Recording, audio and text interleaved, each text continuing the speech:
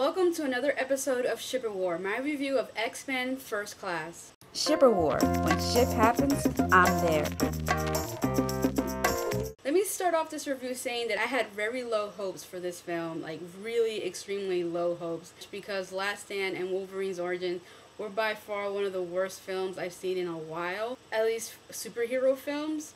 And it's unfortunate because the X-Men films were one of my favorites, especially the first and the second, and then the third just completely destroyed it for me. And Wolverine was just like putting salt on my already open wounds with Last Stand. When X-Men First Class was first announced, I was so like, oh, whatever, I don't even care. They're going to end up probably messing up that one as well.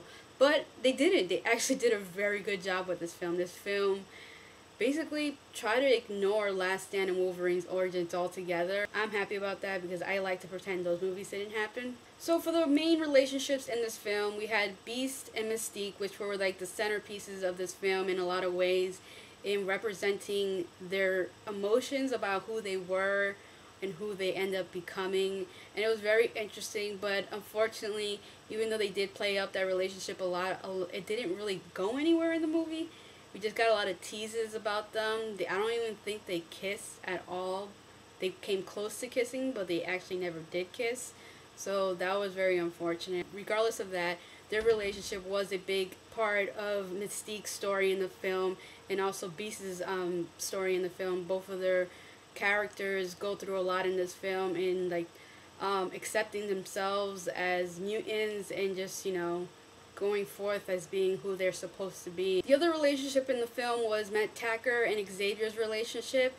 Actually, this relationship wasn't really focused on, even though in the comics they do have a relationship. But in this film, they really didn't show that. But they did show that both of them had feelings for each other, which I'm assuming they just kind of like built it up for now. So if they make future films, they probably will play up that relationship even more. The funny thing is that even though they didn't play up this relationship a lot and they played up more of the Beast and Mystique relationship, at the end we actually get a kiss between these two characters, which was something I wasn't expecting, which plays an important role in the end of the film as well.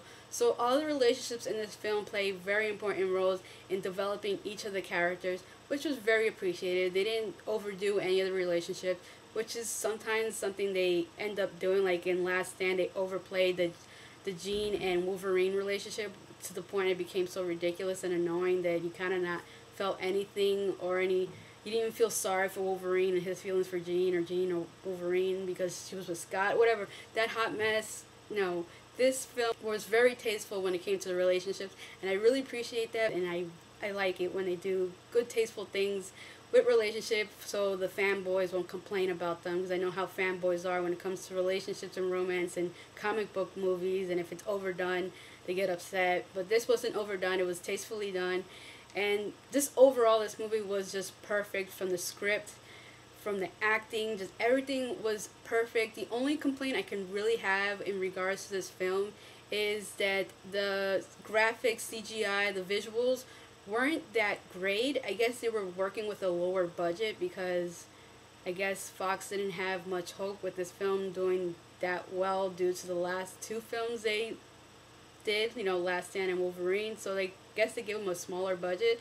What really saved this movie was the script and the acting, and the visuals are so secondary, it doesn't really matter. But it would have been such an amazing film if everything, including the visuals, were just spot on. If they make a second film, which I'm really hoping they do, I really hope this movie does well in the box office, that they give them more of a budget so they have more to work with when it comes to the visuals of the film, and they can do, you know, more epic like battles and stuff like that. So here's to hoping. So that is all for this episode of Shipper War. Goodbye, and until next time.